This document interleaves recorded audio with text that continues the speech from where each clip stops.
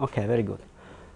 Okay, so I introduced myself already. I will talk about what we mean by universality of nucleon correlations in nuclei, and I will mainly discuss one and two body momentum distributions in few body and many body nuclei. So okay, since we have since I was told we have a very different audience, I tried to make a very long introduction. So I will first of all talk about what is the evidence for these correlations between nucleons in nuclei. So I will introduce what are the basic quantities I will talk about and what we mean by universality.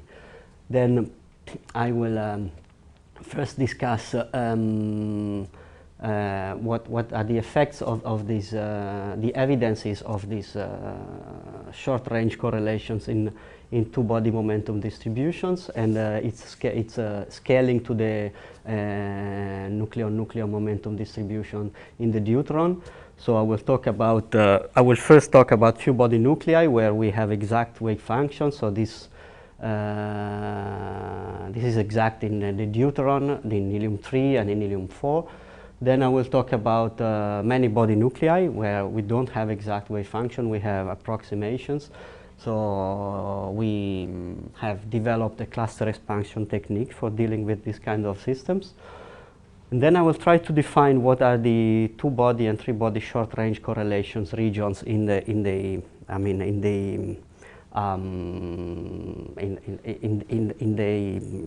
when we talk about two-body momentum distributions, is K relative and K center of mass of the pair. So what is the region of this plane where we can look for two-body and three-body correlations? Okay, then I will come to single nucleon momentum distributions and see what one can see what remains on the one-body quantity when one look at the same things, same signatures of two-body of nucleon correlations when one of the degrees of freedom is integrated out. And then if I have time and if it's interesting to you, I will try and see what are a few applications of all these things and cross-sections calculations with these wave functions, and then I will summarize. Okay then. So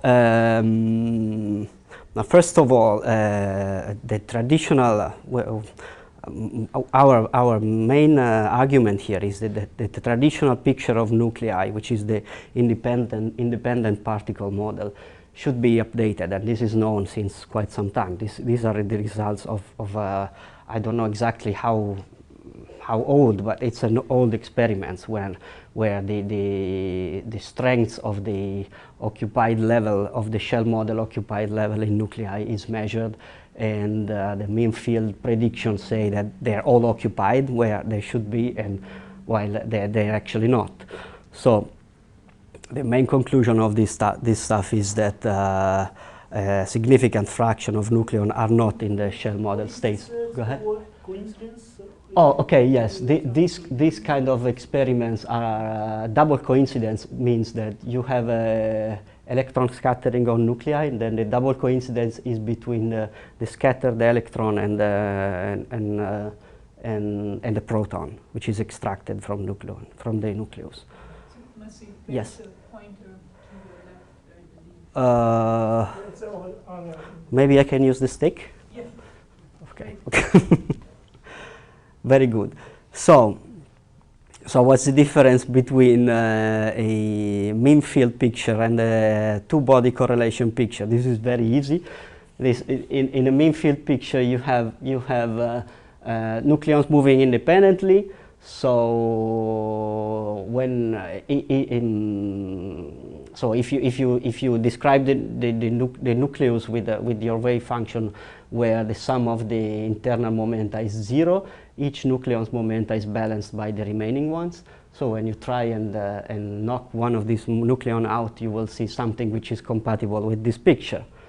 So, but as I said already, this is actually not the case for a significant fraction of these nucleons.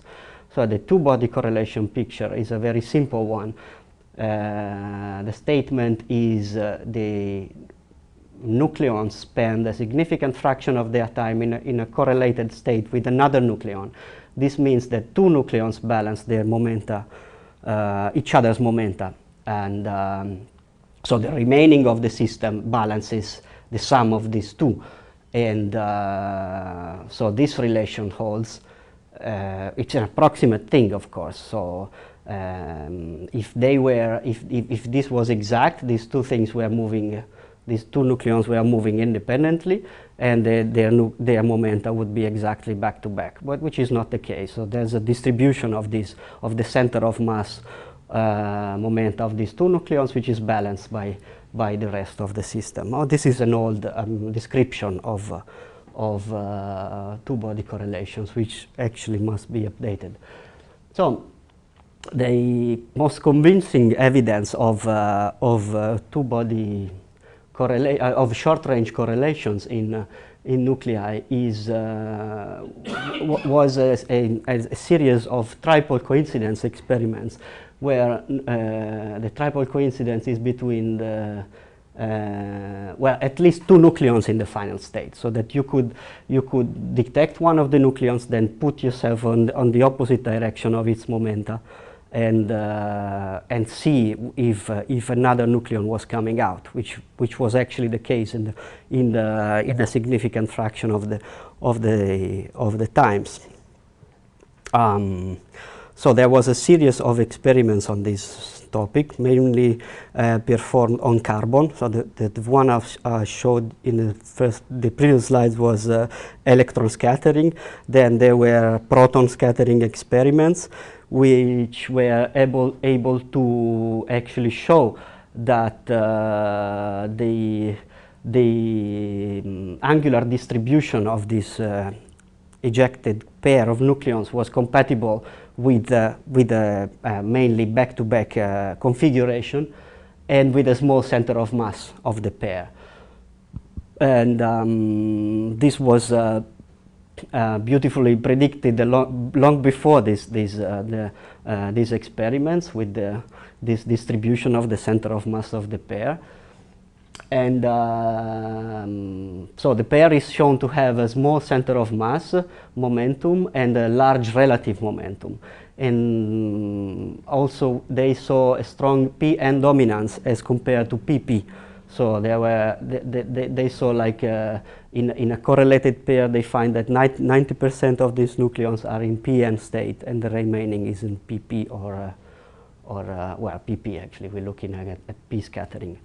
So, and this was found to be compatible with theoretical calculations, where these high momentum components generated by these back-to-back nucleons, this is found to be consistent with calculations done with tensor correlations. So sorry? No, okay. Yeah. I mean, how much of the theory goes actually into extracting this n of k? I mean, this is not something that you directly. Yeah, you don't measure that exactly. Well, I have something in the last slides, but since I don't think I will get there, let me try. Let me try and see that. Well, actually, there are these so-called Y-scaling analysis techniques to extract the momentum distribution from experimental data, and this clearly show that the mean field description, which would be, I mean, which completely misses high momentum components, is not compatible with data. I mean, this analysis may not be exactly quantitative. I mean, I cannot say that this thing is here, but the high momentum components are there. This is the first evidence. The second one is that when we look at these experiments, when you look at one extracted nucleon and then you look at on the opposite direction, the opposite nucleon is actually there, and it couldn't be there if they were shell model nucleons. I will make an estimate based on shell model, and these momenta are high enough to be not compatible with this thing again. The shell model is exact. No. I'm just trying to say why I'm talking about momentum distributions. So the correct quantity to be used in a cross-section calculations is a spectral function, because you need to give the probability of finding a nucleon with a given momentum, a given removal energy, That's a complicated quantity which you can actually define and calculate based on momentum distributions, which is because I mean the integral over the removal energy of the whole spectral function should give you your momentum distribution, and that's a uncertainty because you have to measure the spectral distribution for large momenta and yes, ranges. yes, that's true. I mean that's Experimentalists measure certain yes. windows only, say. Yes, let me add something on this. For example, in this kind of measurement where they measure the angular distribution as a of a nucleon pair in the final state as a function of the momentum, they find that that there's no correlation where the momentum is small, and there's a well-defined angular correlation when the momentum is high enough. So, I mean, as you said, I mean, if you want to yes, the initial question was how to produce this momentum distribution N of K. absolutely. In order to produce Yes, exactly. So you have to integrate on a given energy. Well, that's a relevant point when you try to reproduce experimental data. When you talk to experimentalists, sometimes it's difficult to also to obtain the information on the energy range they measure the nucleons in because of many things. Not last the fact that things are defined differently in the theory and in the experimental analysis. But yes, you're completely right. I mean, you never know if you are integrating in a wide enough region of your E and P range. in calculation, then you know that you have to know the spectral distribution until quite high energies actually. Yes. Before you will really Yes, that's true. convert. But this is doable actually. I mean, they claim they integrate in energy high enough to be confident that they have the correct normalization. Let's say. It's not only not only theoretical uncertainty, also an experimental uncertainty. Yes, absolutely. Yes. For example, I will show calculations where we try to extract the probability they measure. Okay, this is what I'm talking about. They claim that they have 20% of the nucleons in a correlated state, and they claim that the proportion of proton-neutron with respect to neutron-neutron and proton-proton is this one. So when we try to extract this kind of numbers, we did it like a few years ago, assuming that these things are exactly back-to-back. So calculating the momentum distribution where the center of mass of the pair is exactly zero, but that's clearly not the case in experimental setting, because at least they have a spread or an acceptance or something. So our last piece of work, which is not yet published, I think we will finish in these days, is exactly this, to integrate in a reasonable range in the center of mass. So you have to try and do the best you can. I mean, so as I was saying, this is the proportion of proton-neutron pairs to the pp, and this is actually an experimental result measured on carbon, and is a result of combined results from different experiments with electron scattering and proton scattering.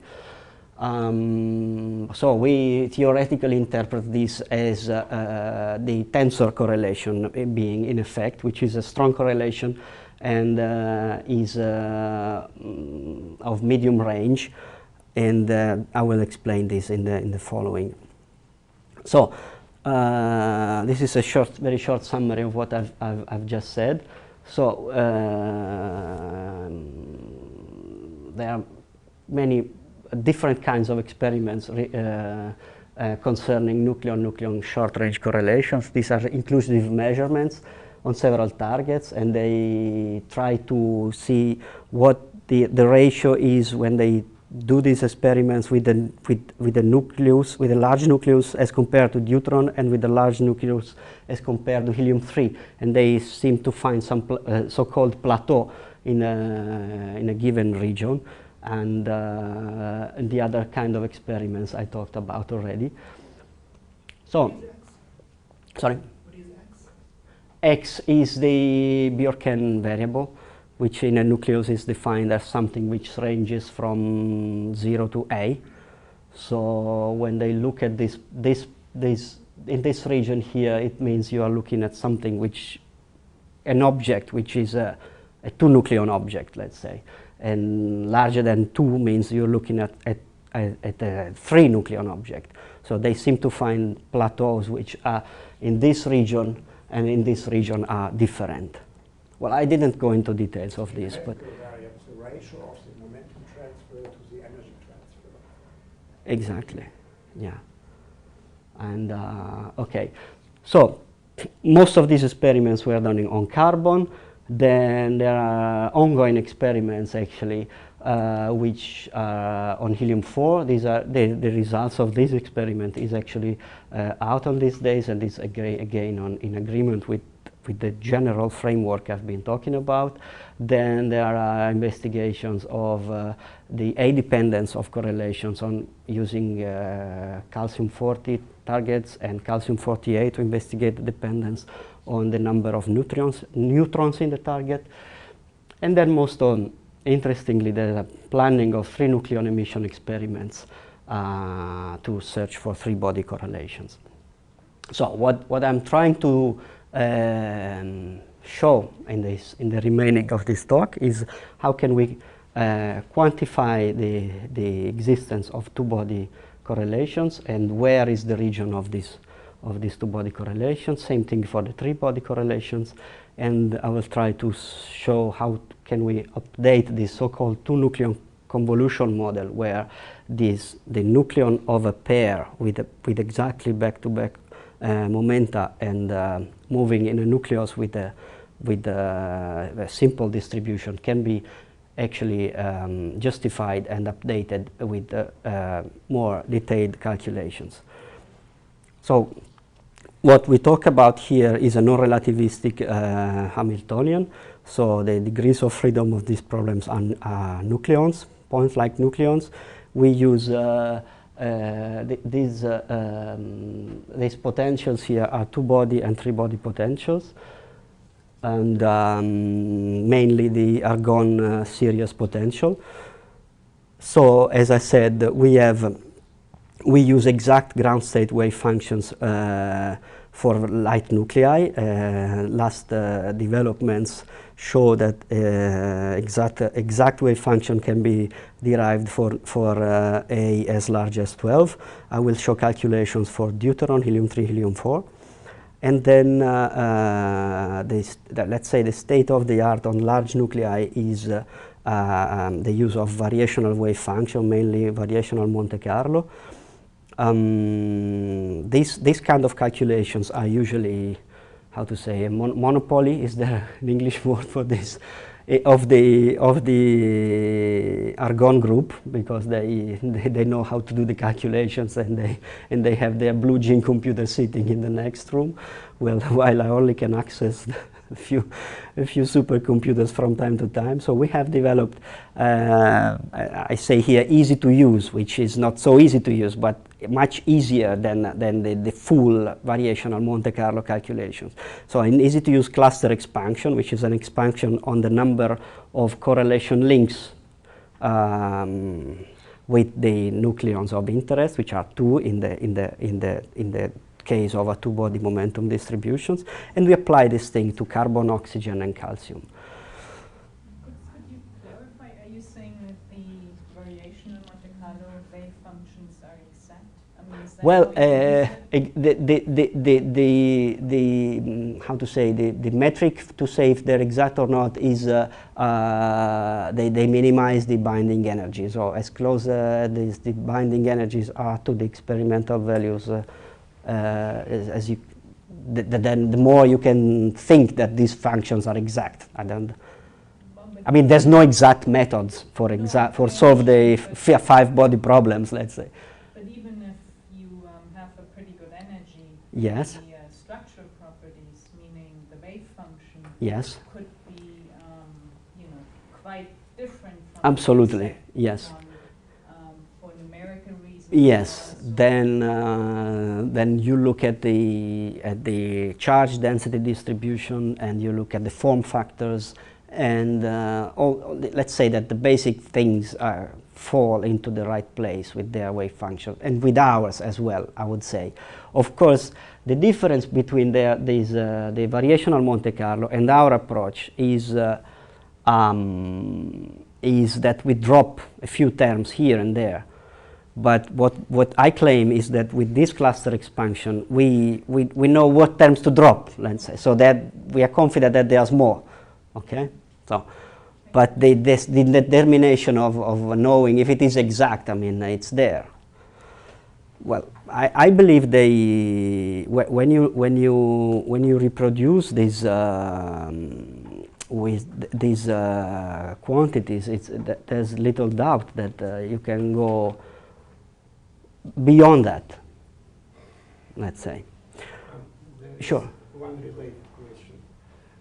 Actually, if I understand correct, the process you consider should depend on very small components of the wave function. Yes, in the So coordinate space, I will show this. I mean that there is a relation with previous question, because in any variation calculation you cannot provide, you need a special care to provide these small components of the wave function. Yes, that's true. General variation calculation cannot provide the small components of the wave function, which I am looking for. So, okay, I will only show one quantity on this respect, which is okay. I will show this in a few slides, which is a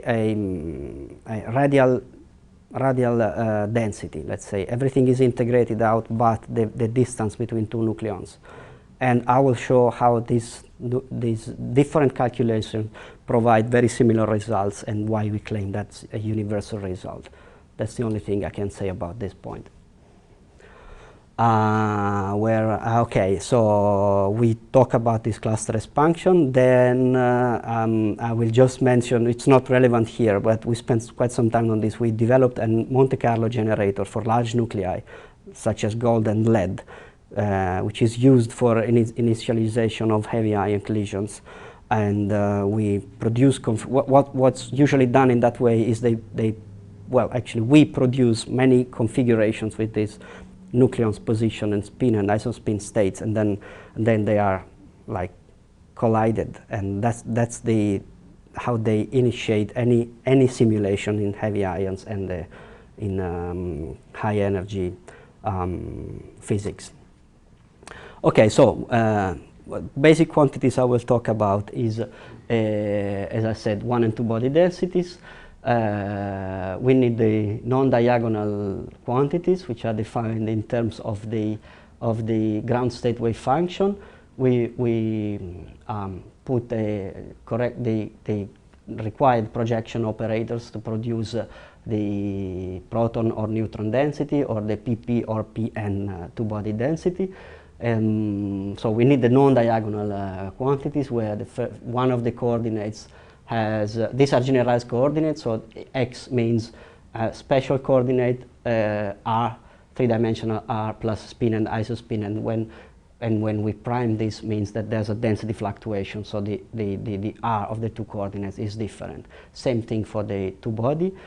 And then we switch to momentum space with the Fourier transform for a one body and a double Fourier transform for the two body. We actually look at the relative and center of mass of momenta of the pair, so we switch from K1, K2 to KREL and KCM. Very standard things. I mean, this is very simple. So K relative and K center of mass, and we actually calculate. That's why I'm writing this. We actually calculate this quantity, and then transform to K relative and K center of mass. So, yes. Is there a mistake? Center two-body, if I consider two nucleon, Yes. the relative motion center of mass motion separable? That's a good point. That's the whole meaning of most of these talks. So in a few cases they are separable, but they are not separate here. I mean, this is a vector quantity. This is a vector quantity. So this depends upon. I mean, you can fix one direction, then you still have dependence on any other coordinate. I will show when and where, in what region of the plane K and K center of mass, these are separable and to what extent. Okay? So the center of, when center of mass vanishes, we have back-to-back nucleons, which is what they claim they have measured. Okay, just one word about this, one more word about this cluster expansion technique. As I said, this is the whole point of using it is to reduce the computational effort in many-body calculations. What we do is we take a ground state wave function with this structure. This is a Slater determinant, which is the zero approximation in our calculations, and the correlation operator. This correlation operator is something which looks like this. This is a product of all the possible pairs, and this sum here runs over a different. Okay, this is exploded here. So this sum here runs over a variable number of terms, and these operators are the operators which appear in the two-body potential. The nuclear potential is a sum of many terms where you have a central potential, then you have a spin dependency, an isospin dependency, a tensor dependency, and so on. I mean, a spin orbit dependency, and so on, up to 18 terms in the AV18 potential. Yes. We don't put them explicitly because, well, exploring the whole possibility of doing anything is an infinite task. So when I show three-body things, when I discuss three-body, okay, this is for carbon up. I mean, the small nuclei, they're exact things I will show. From carbon up, we just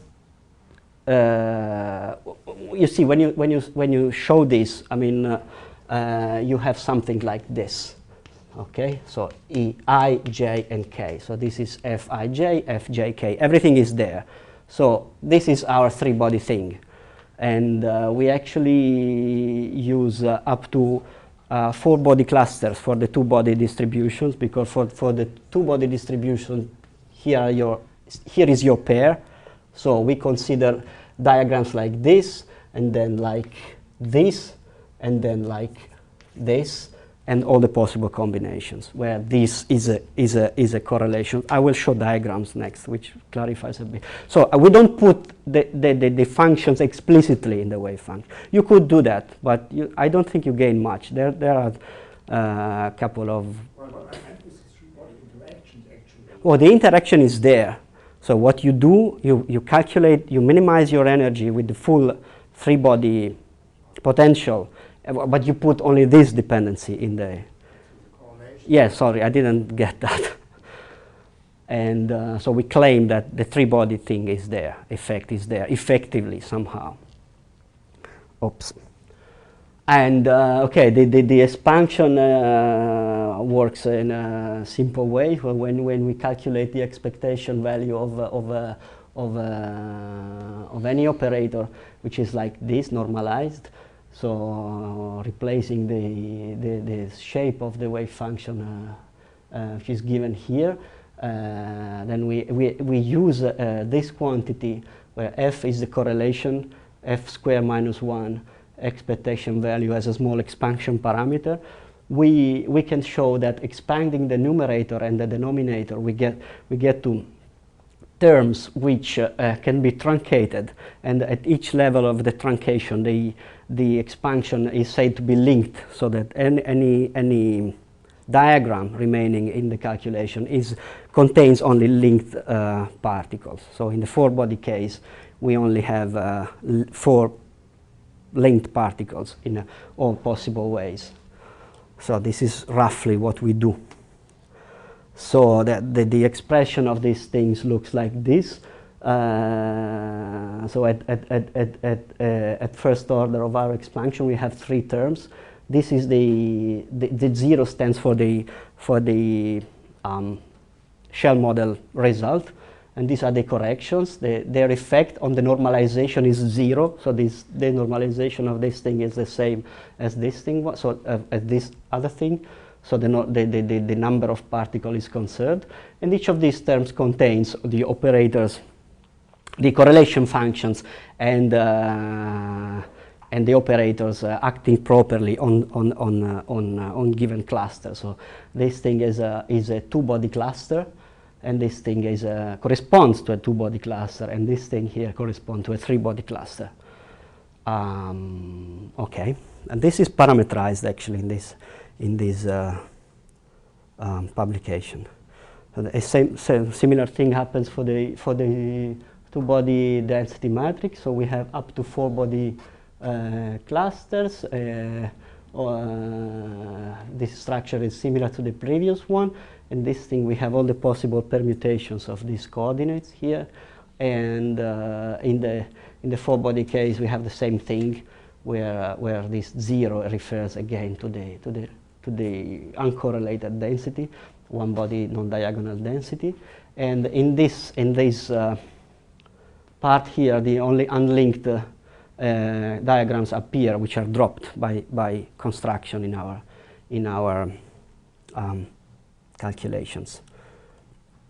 And these are the diagram associated with that thing. So as I said, for example, for the one-body non-diagonal, we have this is the base of the baseline of the calculation, which is the shell model thing. This is complemented with this third particle to build a three-body. Well, this is a two-body contribution. Actually, this is 1 prime, and three-body contribution. Same thing for the two-body. The shell model, the two-body clusters, the three-body clusters. They're not all here because we have.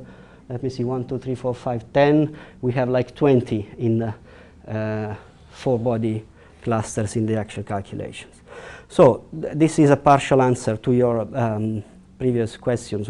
In the first time somebody claimed about this universality of correlations is they with this word. I mean, they looked at the in coordinate space. They looked at this quantity. They take the wave function. You integrate out everything but the relative distance of two nucleons, and you plot this for different nuclei.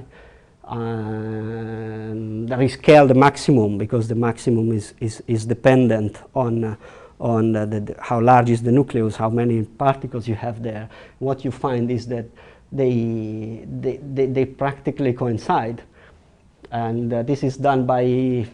I'm showing these 3 here, but there are more in the literature. 3 different methods, well 4 actually, because in our calculation, which are these ones, these are.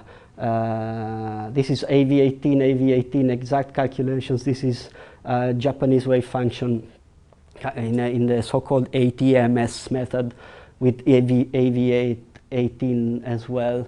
And these are the cluster expansion results for larger nuclei. And the trend, the 2 things are there. One thing is you have the maximum in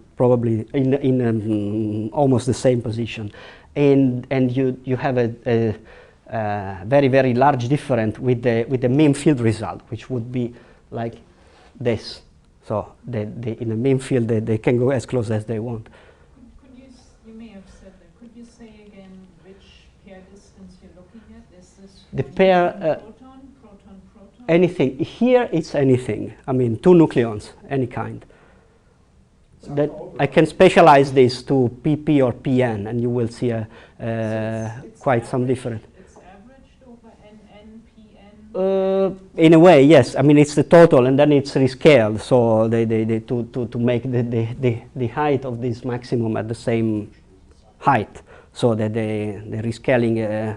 I mean, the scaling is there, but it's a sum of all the nucleons. So any pair in the nucleus. By universality, do you mean that? By universality, I mean that all of them have a 0 here instead of the finite value here at zero separations. This means if they are correlated, there's a hard core that they cannot penetrate. And then the maximum is in the same position, yes. So if you take your potential and make some unitary transformation with this picture. I think they do something like this in this. Exactly, right? So maybe this answers your question. So they're consistent. I mean, different approaches are consistent in this kind of, on this quantity, of course. Then you can look at anything you want and you can find mismatches, but you start from the simple things. So once again, a side citation of another piece of work of mine, where we, with our Monte Carlo generator for very large nuclei, well, this is not very large, but that's a large nucleus, we produce correlated configurations for these high energy simulations, where we show the same thing, that there's a maximum here and there's a pronounced difference between the correlated density and the mean field density. You have 0 at 0. Okay, so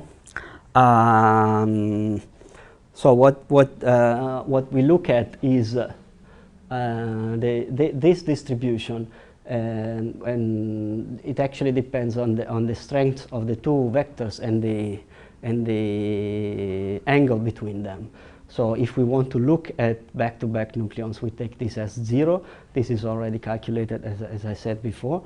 But then we can also select in our approach any orientation of these two momenta, and with well-defined values of the angle. So we have chosen two configurations, two relevant configurations. One is the parallel one, where K1 is parallel to K2, and the center of mass and relative momentum looks like this, and the perpendicular one, where the perpendicularity is between center of mass and relative momenta, and K1 and K2 vary in these configurations. So we first look at the dependence on the angle and where is so-called factorization of the center of mass and relative motion, as was asked before. In helium-3 and helium-4, as I said, we have very good wave function here, with this Pisa group with AV18 plus 3 body forces, and the Japanese wave function with AV8 prime, which is a truncation of AV18, but it's, I would say, almost exactly the same thing for these purposes as well, of course. So what we calculate is the proton-neutron and proton-proton distributions as a function of the relative momenta in both nuclei, and we do that for given values of the center of mass momentum, and in this case for perpendicular configuration. So this is what it looks like. So if then I will superimpose the parallel configuration and see in what regions these things are similar. So what happens here is that there are regions in which these two configurations are exactly the same, which is okay. They're exactly the same for 0 value of the center of mass, of course, and then for increasing center of mass, there still is a the high K-rel region in which they're still the same. So we can say these are angle independent in these regions, and it is the same in helium-3 and helium-4. So this is where the factorization we were talking about happens to be effective, so that the relative and center of mass motion are how to say, detached, and this doesn't happen forever. So if I add a higher value of the center of mass, this is not true anymore. So the difference between the perpendicular and parallel configuration is very pronounced, and it's everywhere. So we cannot say this is the same here, we cannot say this is the same here. So, yes? Are these results numerically meaningful? So when I'm asking about yes. if you have a log scale. Yes, I will discuss the separation of these curves and the separation of these curves and how it depends on the value of the center of mass. Yes, they are meaningful. So. So the initial claim that there is a factorization of the wave function in momentum space between the relative and center of mass motion of the pair is demonstrated by these calculations in helium-3 and helium-4. There's another piece of relevant thing in here. If we look at the PN, we can ask the question: how does a PN pair in medium compares to a free PN pair, which is a deuteron? So we superimpose the deuteron distribution to these curves here and properly rescaled. What we actually do, we rescale the first thing here to match the zero center of mass. Well, yes, okay. The solid curve is the deuteron, and the other ones are the helium-3, helium-4 for perpendicular and parallel configurations. And so we can scale this thing to match, and they're almost exactly the same. So this means that if they are actually back to back, they behave like a deuteron in the nucleus. And then if increasing the center of mass, we can rescale down these deuteron curves. The amount of rescaling, which is what you were talking about, I guess, is given by the center of mass distribution. If we take this distribution, which is the two-body integrated over the relative, if we take these values of this thing and rescale by these values, we get exactly what I've shown in the previous slides. So this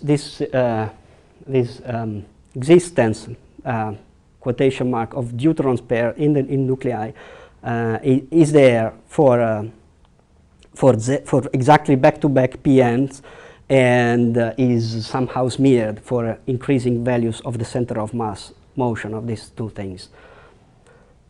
Why is this here? Okay, this is just a repetition. So and then I will show the same results for large nuclei. So this is the same. The shape of the wave function I've shown already, and the cluster expansion technique. So I tried to show a similar thing with larger nuclei. This is the work in progress I was mentioning before, which I hope I will submit while I'm here. So calculate the two-body distribution of a PN pair in carbon and oxygen as a function of the center of mass of the pair. So I will now superimpose these deuteron distributions over there with the correct rescaling as with the center of mass motion again, and this is what we get. So this thing is what we call universality of these correlations, because these things behave in a very similar way regardless of the nucleus they are put in, at least for these quantities. We tried then to have a closer look to this scaling. So we tried to make it quantitative. So I took the two-body distribution at zero center of mass and took the ratio to the deuteron distribution. This is what I get. But then, why is this not exact? So this is not true that the deuterons are there. So then we ask the question: what happens if we, on this these PN pairs in the nuclear medium, this thing may have different quantum numbers with respect to the free pair, because in the free pair you just have a total spin of 1 and an isospin of 0, while in the medium you can have different quantum numbers. But in our calculations we can just delete the quantum numbers we don't like. And if we do that, and we just select PN pairs with total S and total T equal to 1, 0 as the free deuteron, and we calculate this distribution, and again take the ratio, and we found that this scaling is much better. So it goes actually to a constant for high values of the relative momentum. So this is another indication of the universality of this short-range structure, which gave rise to the correlations. So how can we define where this two-body correlation region exactly is? This is rather difficult, let's say. It can be done by splitting now we talk about one-body distributions, okay? We can split the one-body distribution into a ground and excited part, which means that we can select the part of the distribution which leaves the rest of the nucleus in its ground state, and the remaining part which leaves the rest of the nucleus in an excited state. This can be done exactly in helium-3, helium-4, and this separation is doable, so that the excited part is the correlated part. EX means the excited state? Excited states of the remaining. Of helium-3? No, of the remaining when you extract a proton here. Take out a proton and leave the rest in the continuum, actually. But I don't understand. What is an excited state? If you, in helium-3, remove a proton, you're left with another proton and a neutron, and they can be in a bound state or in an excited state. There is no excited state. Where they can be unbounded. Yes. It's a virtual state, right? Exactly. You can see the virtual state there.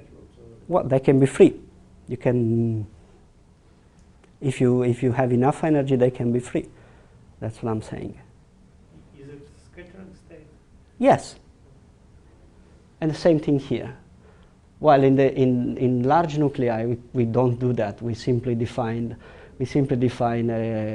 easily define a main field thing, which is this 0, and the remaining part, which is this N1. Now I'm putting this slide for a personal, how to say, revenge, because many people say, well, okay, you can get high moment. You can see these two nucleons coming out of your nucleus simply by chance. Nobody tells you that they were close together inside the nucleus before you hit one of them, and the other one comes out as well. So the other might come out, but just by chance. So what I want to show is that this is not actually the case, because if you take this thing as the product of two independent distributions of K1, K2, and then convert to K rel K center of mass, this is what you would get, these curves here, which will not account for the strength on this high momentum region of the carbon and oxygen distributions. So, okay, then let's say where I can try and find, so the two-body region, I think I've defined it quite clearly. So we have a pair with a small center of mass moving in the remaining part of the nucleus and high relative momentum of these two nucleons. You're not happy with this, right? Okay, fine. Then let's see what happens if I try and find those regions where a third nucleon may be close by. So this means that there are three nucleons balancing their momenta, and they move somehow independently in the rest. So if I add a third nucleon here, these calculations refer to P and PP with parallel center of mass and relative momenta. So I want this thing to turn into this thing. So what I'm missing here to make it 0 here is given by a third nucleon in the surroundings. And what we find is this relation between the center of mass and the relative. And so this is a very well-defined region where a third nucleon is expected to be contributing to this zero sum, and the same thing here. And I can try and do the same exercise for the perpendicular configurations between center of mass and k relative. So I want these two momenta to be balanced by a third one, and there's another relation which is around here. It's less evident, that probably not evident in the figure than the previous one.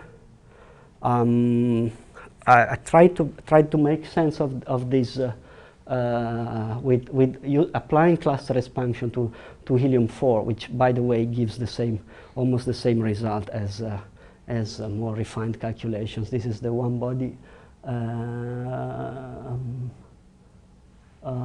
This is not the one body. This is a two body integrated over center of mass. Okay, very good. And I split the shell model to 3, 4 body contributions, and what I see that there's a well-defined region where the 3 body contribute. So this is where you should look for these effects, in my opinion. Same thing, less evident in this part, but still you won't get this difference here if you wouldn't have the 3 body part, and this is more evident there. I can repeat the exercise for all the nuclei I have at hand. So what I plotted here is my 0 center of mass distribution and the integrated distribution over the center of mass for all the nuclei. Of course, these quantities have different units. Yeah. So I just rescale them to make sense of the difference in the different regions, qualitative difference. So what I find here is that this is the integrated is the red curve. So the effect of introducing values of the center of mass which are different from 0 is concentrated in this region. This is a very evident effect. The fact that this effect is the relevance of this effect is increasing with increasing A in helium-3, helium-4, carbon, oxygen, calcium, is simply due to counting. I mean, the relative proportion of triplets with at least one p and one n, and anything as a third particle is much more. Is increasing with this trend with A as with respect to Pn. So this effect is increasing there. Yes. Another question concerning the interaction. You're always talking about the argon potential. Yes. And you said that you include somehow the 3-body interaction. Is that done in the Urbana approach, or how is that? Yes, well, I don't include it somehow. Let's say in the helium-3 and helium-4 and deuteron actually case, the equations are solved exactly with the 3-body force there. Yeah, but which choice of force? I'm sorry, no, in the helium up to helium-3, helium-4 was solved only with 2-body V18. So that means that it has no effect on these quantities. Because I get the same result. Well, I can show you this once again. If you look at this green curve is a V18. I didn't write here plus 3 body forces. Taken from this paper. If I put here the calculations with AV8 prime is exactly the same thing, without 3 body forces, which we've done ourselves. I mean, on this quantity, then if you look at the binding energy, it's different. You don't get the good value. But this calculation, the blue thing, is done with cluster expansion. It's not even translationally invariant. I have 4 coordinates there, and I still get the same thing. I mean, with this difference here. But so I wouldn't say the 3-body force has any effect on this. On what I'm discussing. I mean. It's relevant for the binding. Yeah, right. It's relevant for the binding. You could at least imagine that you also generate correlations in addition. Yes, of course you do, but since I make sense of this figure like with this, since I effectively take into account 3-body things here, I mean, it's difficult to separate the genuine ones. I mean, where you have a function of 3 coordinates and 3 spin and isospins all together mixed in a strange way, which is irreducible to this kind of shape and this kind of shape. So I think that with this kind of configurations, you exhaust 90% of that. This is qualitative, what I'm saying. It would be interesting to find out why these quantities are independent of those particular 3 bodies. Because most of this thing, this is the relative momentum of 2 particles. So most of this thing is independent on what happens in the surroundings. That's the universality of 2-body correlations, I would say. On the other hand, you know, deuteron, if you put a proton-neutron pair in high-density nuclear matter, then you know they are no longer forming a deuteron-bound state. Well, in few cases they do. That's what I'm trying to show. Low-density region. Okay. You go into Yeah. higher density, Okay. Fine. so Yeah. In that case, well, but well, in here we have the nuclear density, so. It's- already have nuclear density. Mhm. So if we are beyond half of nuclear saturation density, Mhm. there is no binding anymore of proton-neutrons. Well, yes. We don't go to that point. Which one? This figure? I think so, yes. That's why I keep showing it. No, I mean, it's true. I mean, even if we never show this in any publication, but because you want to calculate a small nucleus with a rough method, but it works. I mean, for this particular quantity, it just works. Well, okay, I was trying to answer the question. So we saw this. I think this can be the last slide. So, so this is my picture of what happens in the relative and center of mass plane. So there's a mean field part where the momentum distribution is very high, and there's nothing you can do. I mean, that's the mean field part.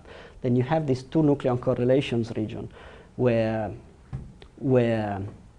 the 2 motions are factorized into one function of k relative and one function of k center of mass, and then you can find this 3 nucleon region where the center of mass is high.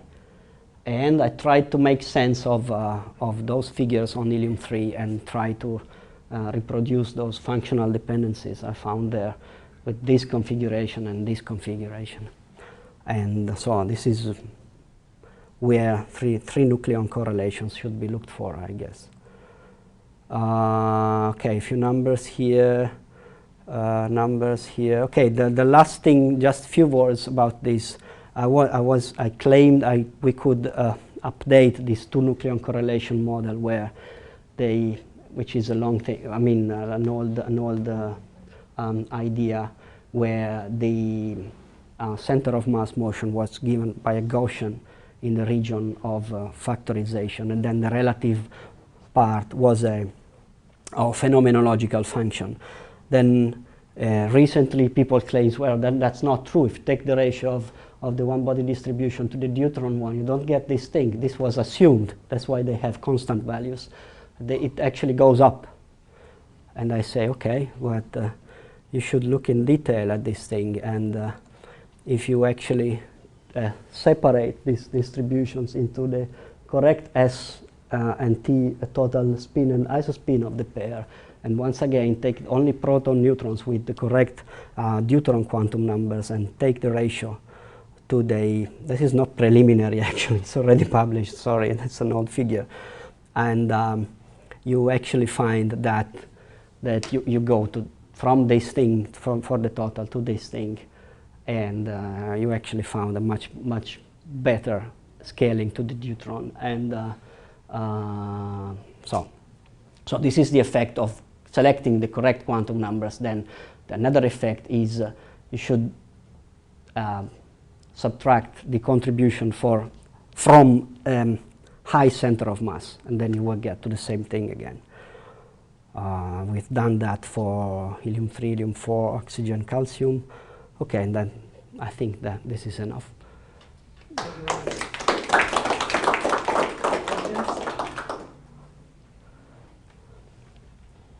So maybe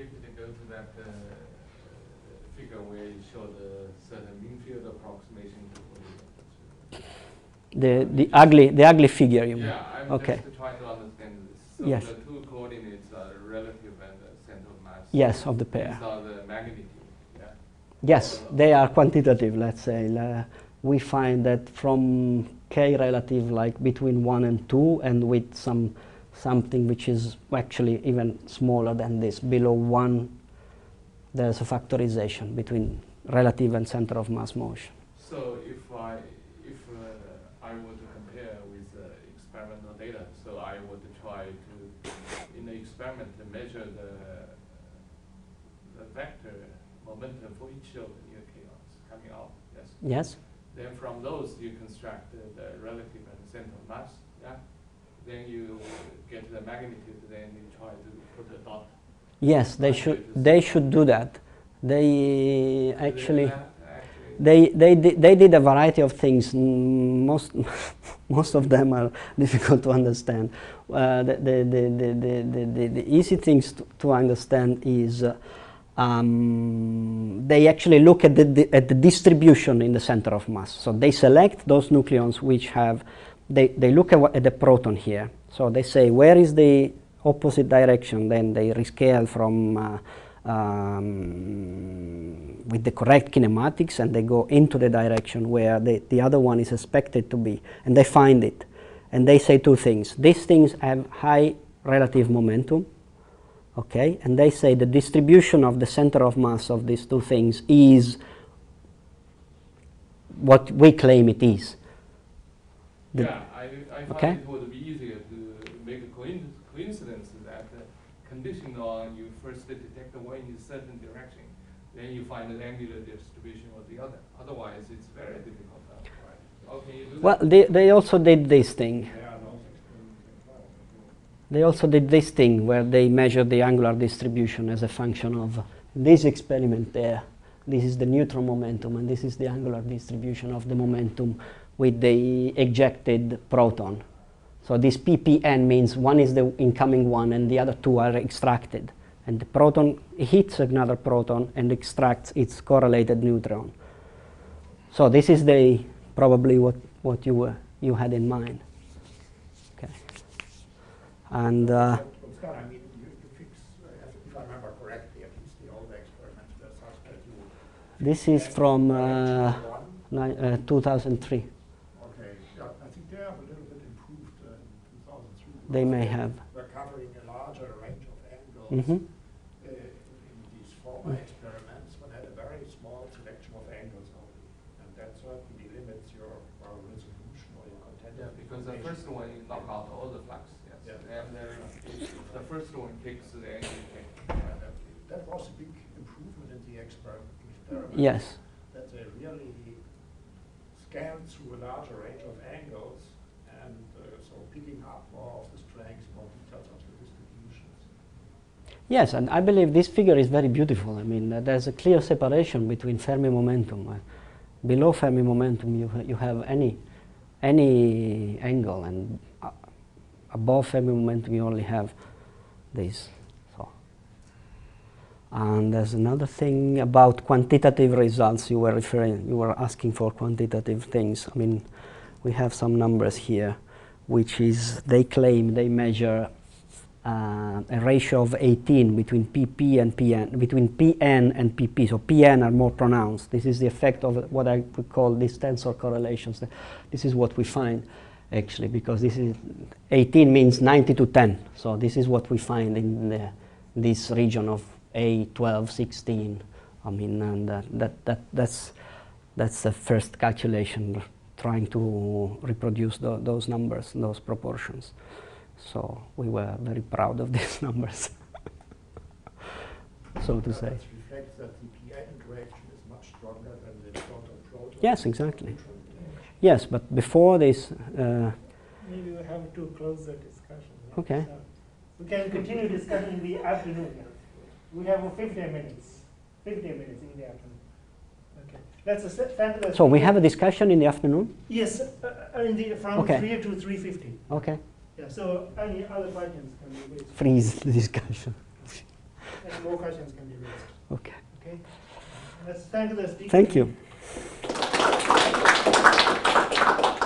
So meet at the elevator at 12:30 for lunch.